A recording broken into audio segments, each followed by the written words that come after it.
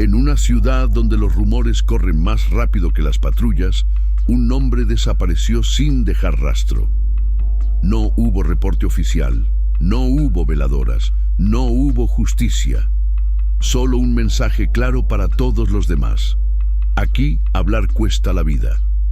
Esta no es una historia de héroes. Es el retrato crudo de cómo funciona el poder cuando la ley llega tarde o no llega nunca. Bienvenidos a Tiempo de Carteles. Nadie habló esa noche y no fue porque no hubiera pasado nada. Fue porque en ciertas colonias de México el silencio es una forma de sobrevivir. Cuando amaneció, el callejón seguía igual. Basura acumulada, un poste sin luz, paredes marcadas por años de abandono. No había cintas, no había patrullas, no había reportes. Solo el rumor bajo, constante, viajando de puerta en puerta como una advertencia que no necesitaba explicación. En esos barrios, la gente aprende pronto a distinguir los sonidos. Un motor que frena de golpe, una puerta que se cierra con demasiada fuerza, voces que no son del rumbo. Esa madrugada varios escucharon todo. Nadie quiso recordar nada, porque recordar a veces es peligroso. Desde hace meses, la tensión se sentía en el ambiente.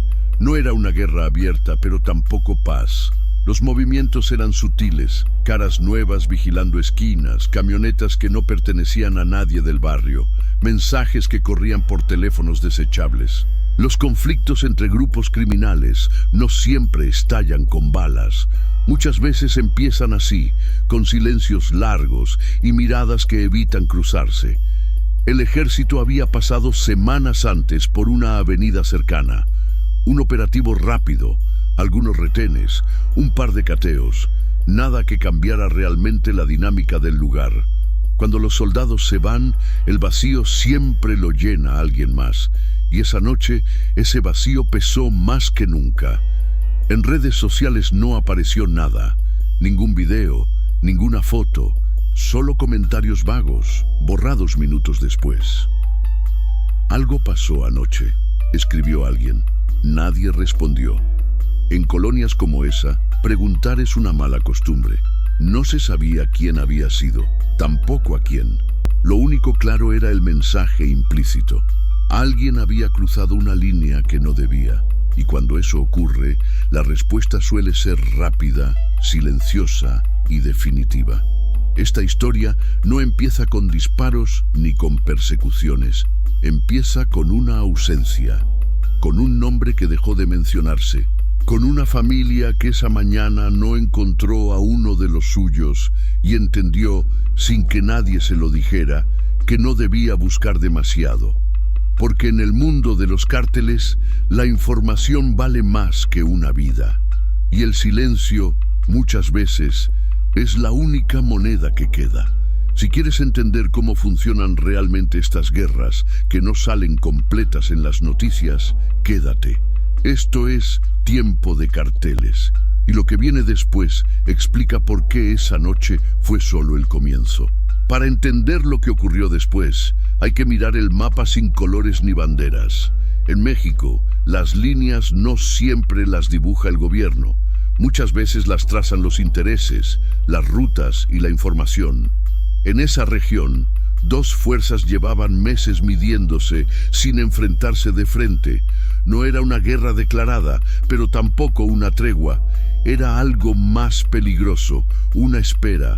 De un lado, el CJNG, avanzando con disciplina, buscando control territorial y presencia constante.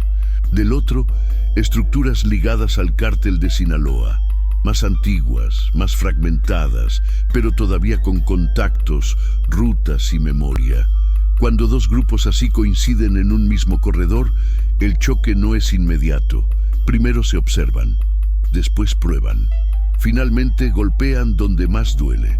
El error común es pensar que estas guerras se ganan solo con armas. En realidad, se ganan con datos, horarios, nombres, ubicaciones, movimientos. Saber quién entra y quién sale. Saber quién habla y quién guarda silencio. Por eso en esta historia el protagonista no era un jefe ni un sicario de alto rango. Era algo más útil, alguien que sabía cosas. Los robos de carga habían aumentado semanas antes. Asaltos rápidos, sin disparos, con información precisa. Camiones interceptados en el momento exacto, sin margen de error. Para algunos era simple delincuencia. Para otros era una señal clara de que alguien estaba filtrando rutas. En ese contexto, la paranoia crece rápido. Las operaciones del ejército tampoco ayudaban a calmar las cosas. Cada cateo, cada patrullaje movía piezas. Cuando una zona se calienta, los grupos criminales ajustan su tablero. Y en esos ajustes, las sospechas caen sobre los más vulnerables.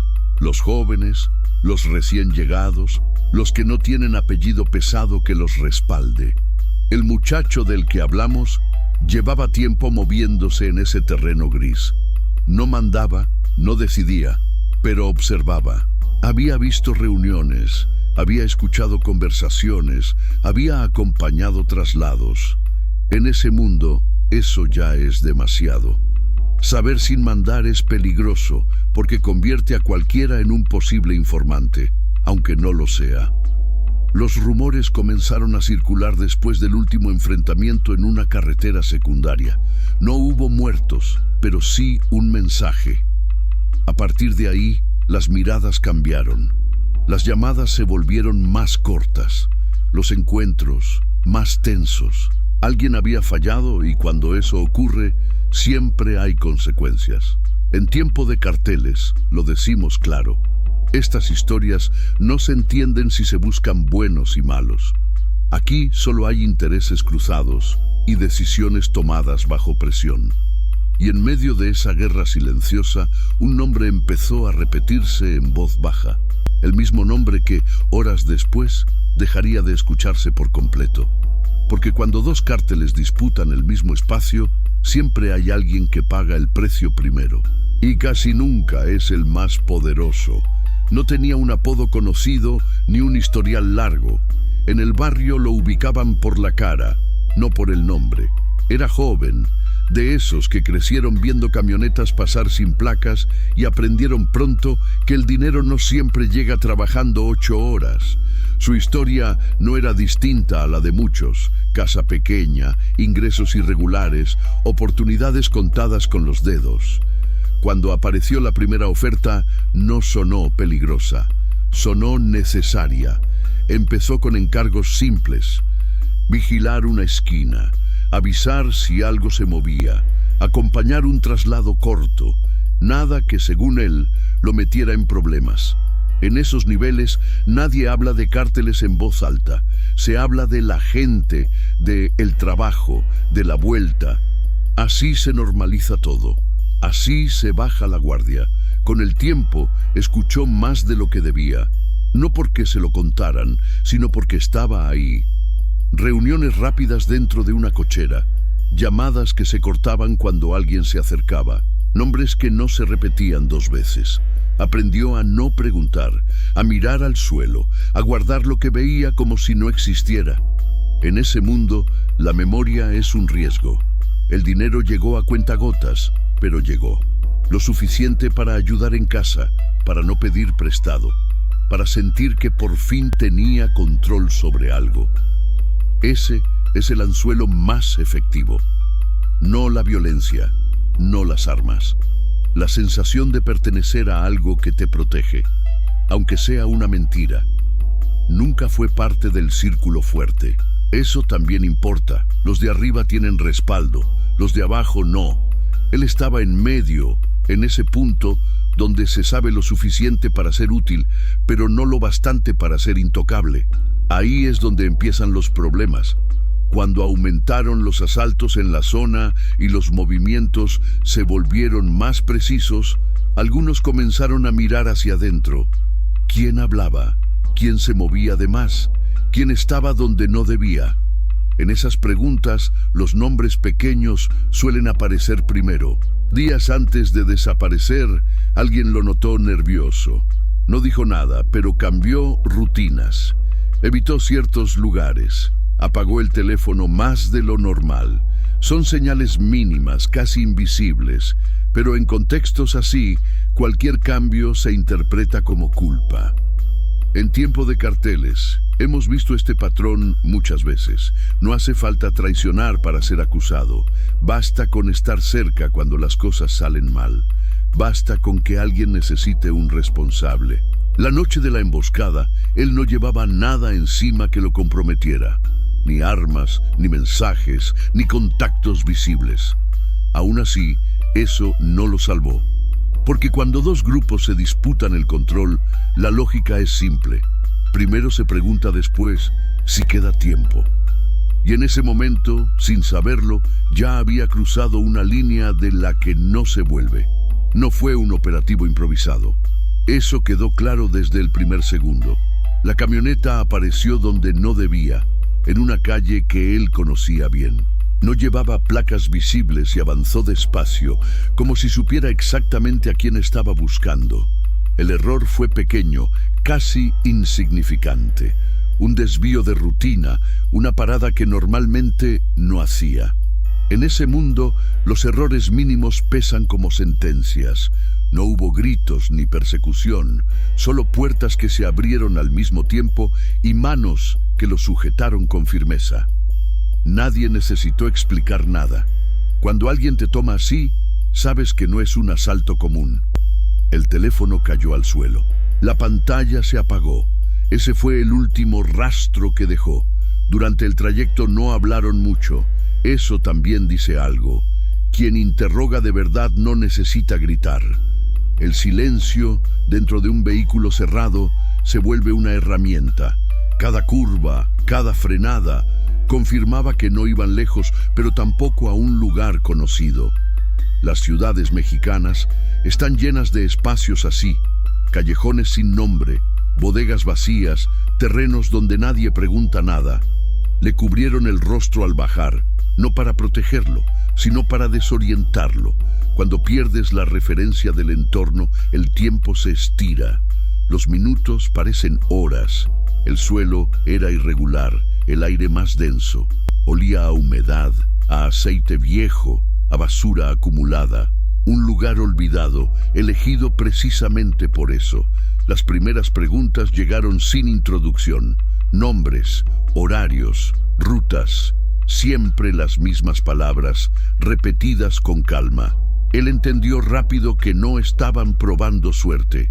Ya sabían cosas, querían confirmar otras. Eso es lo que vuelve más peligrosa una emboscada así. No empiezan de cero.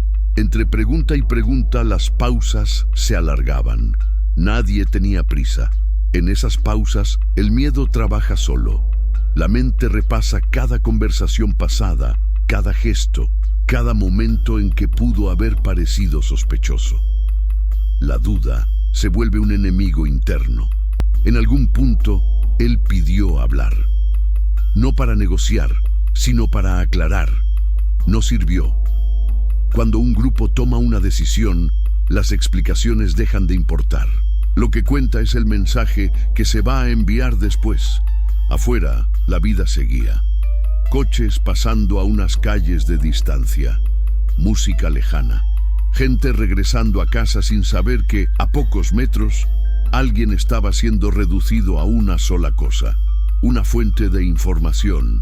En tiempo de carteles, lo hemos documentado muchas veces. Las emboscadas no son actos de fuerza, son actos de control.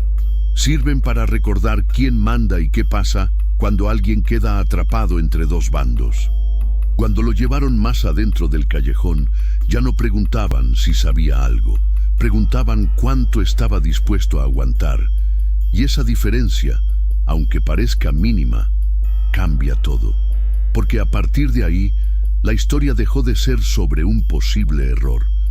Pasó a ser sobre el valor de lo que sabía y el precio que otros estaban dispuestos a pagar por ello. El lugar no figuraba en ningún mapa. No tenía número, ni referencia clara, ni razón para existir más allá de servir como punto ciego. En muchas ciudades de México hay espacios así, heredados del abandono y la prisa urbana. sitios donde no llegan cámaras, donde el alumbrado falla y donde nadie se detiene por curiosidad. Ahí lo dejaron, con el tiempo suspendido y el ruido del exterior convertido en un murmullo distante. Las voces cambiaron de tono, ya no eran secas ni cortas, se volvieron más cercanas, casi personales. No buscaban intimidar con fuerza, sino desgastar. Le hablaron de cosas que conocía, calles por las que había pasado, nombres que había escuchado sin querer, movimientos recientes que solo alguien del entorno podía reconocer. Era una forma de decirle que no estaba tan lejos del centro del problema como creía. En ese punto, la historia dejó de avanzar y empezó a girar sobre sí misma. Las preguntas se repetían con ligeras variaciones, como si intentaran romper algo por dentro. No había prisa. El control se ejercía dejando que el miedo hiciera su trabajo. En cada pausa, él entendía mejor la situación. No se trataba de confirmar datos, se trataba de quebrarlo. A ratos, el silencio era total. En otros momentos, se oían pasos, movimientos, el roce de objetos que no veía. Todo estaba pensado para desorientar. Cuando no sabes qué viene después, cualquier cosa parece definitiva. Esa incertidumbre pesa más que cualquier amenaza directa. Él respondió poco, no por valentía, sino por cálculo. Sabía que una palabra mal colocada podía tener consecuencias que iban más allá de ese callejón. En ese mundo, hablar no solo te compromete a ti, compromete a otros. Y esa carga, para muchos, resulta más pesada que el miedo inmediato. Afuera, el barrio seguía con su ritmo normal.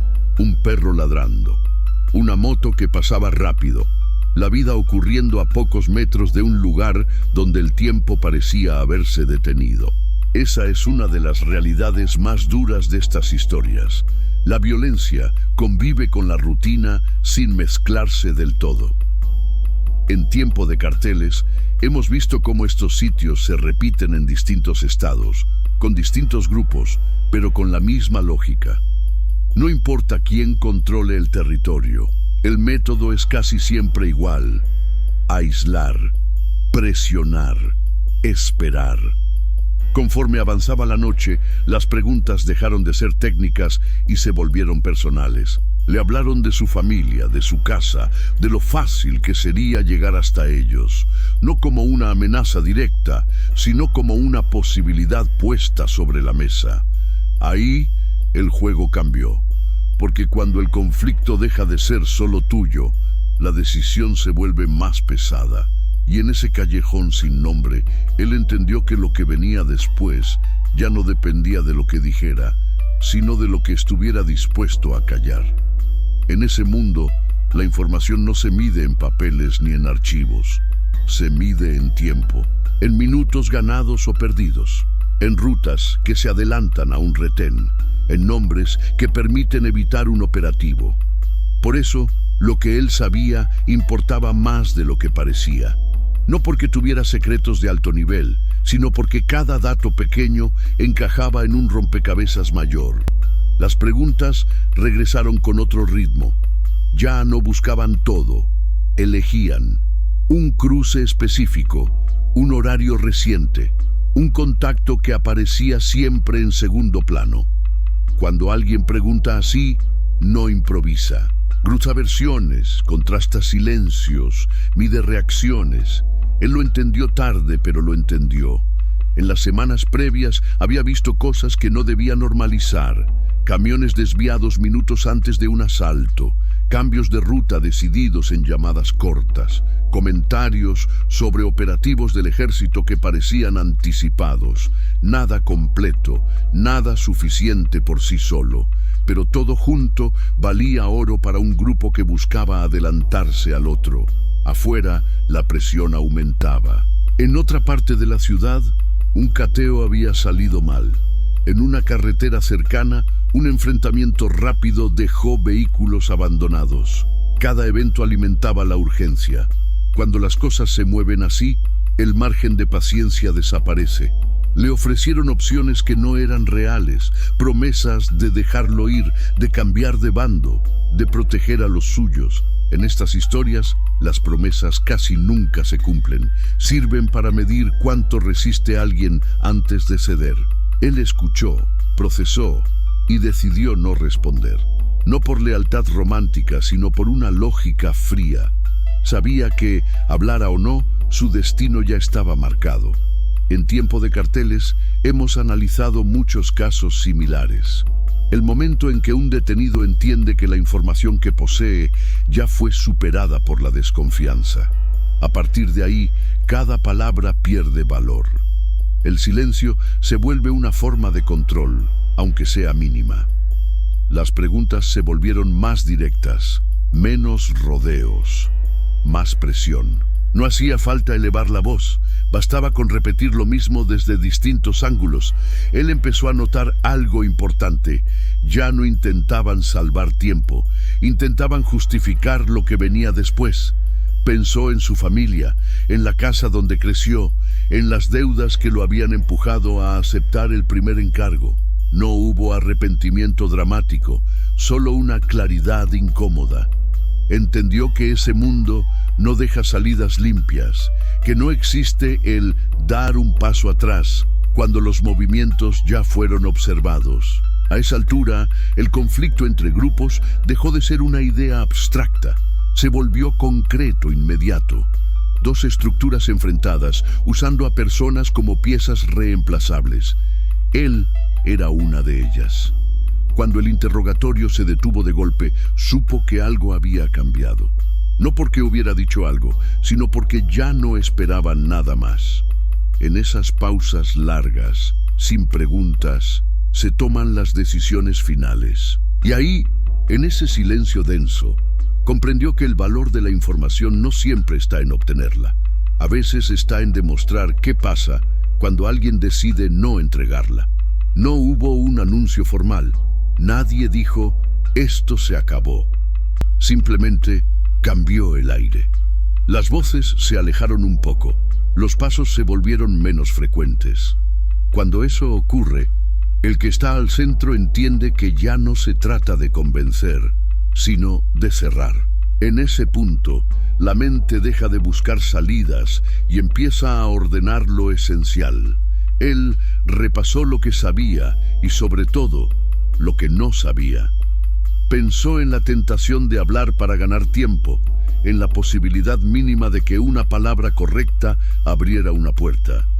Pero también entendió algo que pocos dicen en voz alta. En esas circunstancias, el tiempo extra no garantiza nada. A veces, solo prolonga el mismo final. Recordó conversaciones viejas, advertencias que sonaban exageradas cuando todo parecía bajo control. Aquí no se entra para probar, le habían dicho una vez. Aquí se entra sabiendo que no hay marcha atrás. En ese instante, esa frase dejó de ser un consejo y se volvió una descripción exacta. La presión no siempre grita, a veces se presenta como calma, como un espacio para pensar que en realidad es una trampa. Le hablaron con tono bajo, casi administrativo. Le explicaron lo que, según ellos, ya estaba claro. No era un juicio, era un trámite, y en los trámites las emociones sobran. Pensó en su madre, en cómo explicaría una ausencia que no tendría explicación. Pensó en los vecinos que mirarían al suelo si alguien preguntaba. Pensó en la normalidad cruel con la que el barrio absorbería lo ocurrido. En esas historias, el dolor no se comparte, se reparte en silencios. En Tiempo de Carteles hemos visto que este es el punto más delicado de cualquier relato real. No porque ocurra algo espectacular, sino porque es donde se decide qué tipo de historia quedará. La del que habló y desencadenó consecuencias que no alcanzó a ver, o la del que calló y se convirtió en un nombre que no se pronuncia. Él eligió el silencio, no como gesto heroico, sino como la única decisión que aún le pertenecía. Sabía que cualquier información entregada no terminaría ahí. Continuaría, avanzaría, tocaría a otros. Y esa cadena, una vez iniciada, no se detiene. Cuando aceptas eso, el miedo cambia de forma. Ya no es anticipación, es presencia, una certeza pesada que no se discute. Él respiró hondo, no para armarse de valor, sino para sostenerse. En ese mundo, resistir no siempre es luchar, a veces es simplemente no ceder. Las últimas palabras que escuchó no fueron amenazas ni promesas, fueron instrucciones entre terceros. Frases cortas, prácticas, como las que se usan cuando el resultado ya está decidido. En ese momento, entendió que su historia ya no avanzaba hacia afuera, sino hacia adentro. Y mientras el ruido del exterior regresaba poco a poco, un auto lejano, una radio encendida en alguna casa, quedó claro que la noche no había terminado, solo había cambiado de fase, porque después de decidir callar, lo único que queda es enfrentar lo que viene. Y lo que viene en estas historias casi nunca necesita explicación. No hubo un punto exacto en el que la noche se volviera distinta, simplemente ocurrió. El callejón siguió siendo el mismo, pero algo cambió en la forma en que el silencio se acomodó entre las paredes. Los movimientos se volvieron más breves, más funcionales. Nadie discutía. Cuando una decisión se toma así, no deja espacio para dudas. Lo sacaron del lugar donde había pasado horas sin referencias claras. El aire afuera era diferente, más frío, más abierto. Aún con el rostro cubierto pudo sentirlo. Ese cambio suele engañar a muchos. Por un instante parece que todo terminó. En realidad es solo el paso a otra etapa. A unas calles de distancia, un vecino cerró una ventana con más fuerza de lo normal. En otra casa, alguien subió el volumen del televisor. Pequeños gestos automáticos que, sin saberlo, acompañan estos momentos. La vida sigue, incluso cuando algo irreversible está ocurriendo cerca. No hubo testigos directos, tampoco cámaras. Ese tipo de lugares se eligen por eso. En tiempo de carteles hemos documentado cómo estas zonas existen en casi todas las ciudades. Espacios olvidados que por su propia invisibilidad se convierten en escenarios recurrentes. Nadie los reclama, nadie los protege. La noche avanzó sin sobresaltos aparentes. Un par de vehículos pasaron por la avenida cercana. Un patrullaje tardío recorrió calles principales sin desviarse. Para quien no sabía qué buscar, no había nada fuera de lo común. Esa es la forma más efectiva de que un hecho no quede registrado. Hacerlo encajar dentro de la normalidad. En algún momento, todo quedó en silencio absoluto. No un silencio tenso, sino uno definitivo. Ese tipo de quietud que no anuncia nada, pero lo confirma todo. Después, solo quedaron rastros mínimos, fáciles de ignorar con la primera luz del día. A la mañana siguiente, el barrio despertó como siempre. Gente yendo al trabajo, niños esperando transporte, comercios, levantando cortinas. Nadie comentó nada en voz alta. En lugares así, las historias se transmiten con miradas, no con palabras. Quien entiende, entiende. Quien no, no pregunta. No hubo reportes oficiales esa mañana. Ninguna mención en comunicados. Cuando las autoridades no tienen cuerpos ni denuncias claras, el expediente nunca se abre. Así funcionan muchas de estas historias. Existen sin existir. Se saben sin decirse. Para la familia, la ausencia fue inmediata. El teléfono que no contestó. La visita que no llegó. La explicación que nadie pudo dar.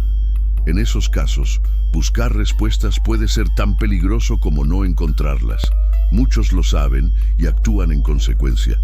Esa noche no quedó grabada en ningún archivo público. No hay hora exacta ni descripción precisa. Solo quedó la certeza compartida de que algo ocurrió y de que hablar de ello no traería nada bueno. Porque en esta guerra silenciosa no todo se registra. Algunas historias se borran el mismo día en que suceden. Y justo por eso, entenderlas se vuelve necesario. Los días siguientes no trajeron respuestas claras, solo versiones. En un país donde la información circula fragmentada, la verdad rara vez aparece completa. Primero fue el comentario suelto en una tienda, luego el audio reenviado sin contexto. Después, una publicación que duró minutos antes de desaparecer. Nadie afirmaba nada. Todos insinuaban lo mismo. La versión oficial, cuando llegó, fue breve. Un comunicado genérico sobre hechos aislados en la zona, sin nombres ni detalles, ninguna referencia a detenciones, ninguna confirmación de víctimas. Para quien esperaba certezas, no hubo nada. Para quien conoce estas dinámicas, el mensaje era suficiente. El tema no se iba a tocar. Mientras tanto, los rumores crecían. Se habló de un ajuste de cuentas, de un mensaje enviado a otro grupo, de una traición que nunca se comprobó. En estas historias, el rumor cumple una función precisa: llenar el vacío que deja el silencio institucional. No busca ser exacto, busca ser creíble. En paralelo, comenzaron a moverse otras piezas. Un operativo del ejército en un municipio cercano. Cateos simultáneos en bodegas que ya estaban vacías. Detenciones menores que no tocaban el núcleo del conflicto. Acciones que parecían respuesta, pero que no explicaban el origen. Así ocurre a menudo. El efecto se muestra, la causa se diluye. Para la familia, el tiempo se volvió extraño. Cada hora sin noticias era una confirmación silenciosa. Preguntar implicaba exponerse. Denunciar significaba dejar huella. En colonias donde todos se conocen, cualquier movimiento se observa. Muchos optan por la espera, aunque no lleve a nada. La espera, al menos, no delata.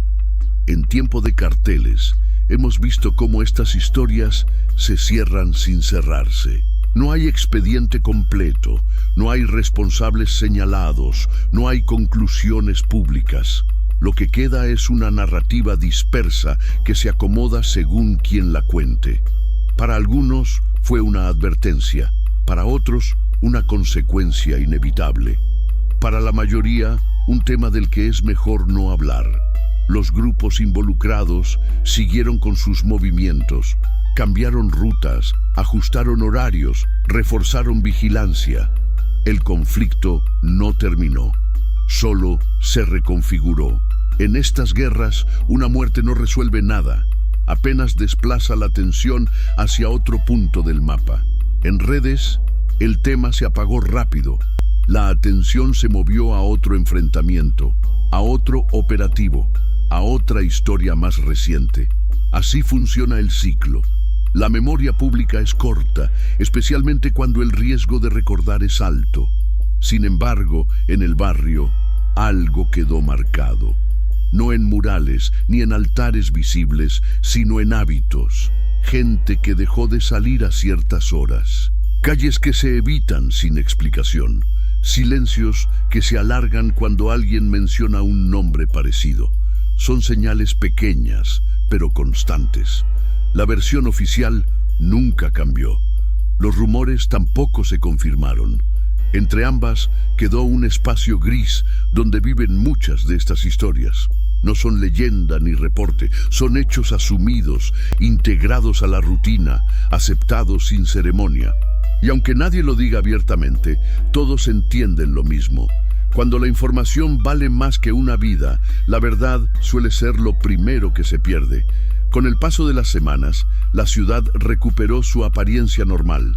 El tráfico volvió a atascarse a las mismas horas, los comercios abrieron como siempre y los operativos se desplazaron a otros puntos del estado. Para quien mira desde fuera, nada parecía haber cambiado. Pero en estos contextos, lo importante casi nunca se ve. El territorio siguió siendo disputado. Los movimientos continuaron, solo que con más cautela. Cambiaron códigos, ajustaron rutas, redujeron contactos.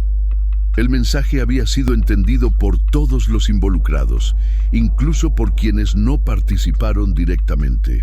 No fue una victoria, fue una advertencia. Para la familia no hubo cierre. No existió un momento oficial para despedirse ni una explicación que calmara la incertidumbre. La ausencia se volvió parte de la rutina, una silla vacía que nadie menciona. En barrios así, el duelo se vive en silencio, porque hacerlo público no trae consuelo, y sí riesgos. Las autoridades nunca retomaron el tema. No hubo nuevas líneas de investigación visibles ni resultados que conectaran los hechos. En muchos casos, la falta de pruebas no es casualidad, es consecuencia directa de cómo operan estas guerras, rápidas, silenciosas y diseñadas para no dejar rastro. Los grupos criminales siguieron avanzando y retrocediendo según la presión. Un decomiso aquí, un enfrentamiento allá. El conflicto se mantuvo vivo, pero fragmentado. La historia que comenzó en un callejón sin nombre se disolvió en la estadística, como tantas otras. En tiempo de carteles, insistimos en algo. No hay gloria en estas historias. No hay honor que resista el peso real de las consecuencias. El silencio no convierte a nadie en leyenda.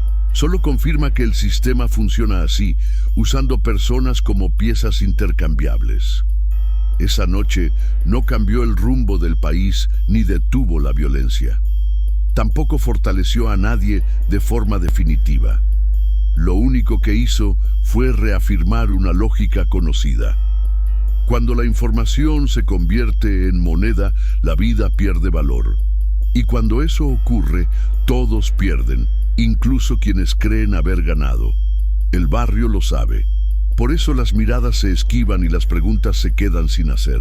No es miedo irracional, es experiencia acumulada, saber qué historias conviene olvidar para poder seguir adelante. Si llegaste hasta aquí, no fue por morbo. Fue porque entender estas dinámicas ayuda a ver más allá de los titulares. Estas no son historias aisladas ni exageradas, son fragmentos de una realidad que se repite con distintos nombres y en distintos lugares.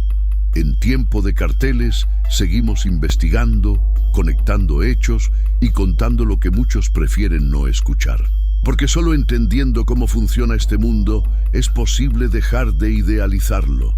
Aquí no hubo héroes, no hubo finales justos, solo una noche que dejó claro, una vez más, que en esta guerra silenciosa nadie sale ileso y que el precio de callar, muchas veces, es el mismo que el de hablar.